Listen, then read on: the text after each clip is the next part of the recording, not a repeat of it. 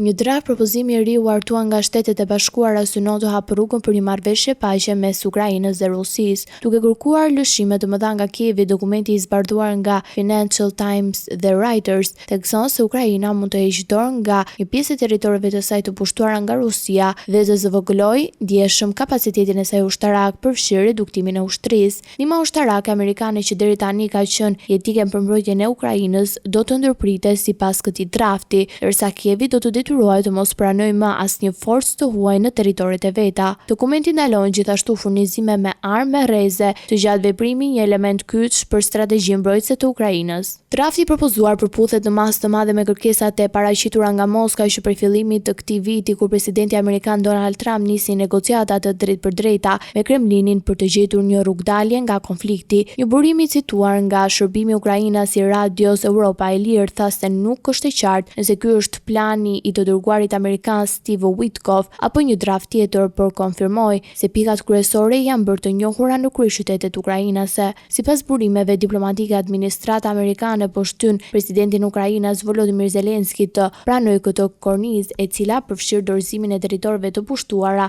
njohjen e tyre si ruse, si dhe reduktimin e ndjeshëm të kapaciteteve të mbrojtjes së vendit. Këto propozime konsiderohen shumë të favorshme për presidentin rus Vladimir Putin dhe përbëjnë ndryshim më të madh në pozicionin negociues të SBA-s që prej fillimit të luftës. Ky draft ka shkaktuar debat të fortë në Kiev, ku shumë zyrtarë e shohin atë si një presion të drejtpërdrejtë ndaj Ukrainës në një moment kritik, ndërsa frika për një marrëveshje që jep avantazh Rusisë është gjithnjë më e pranishme.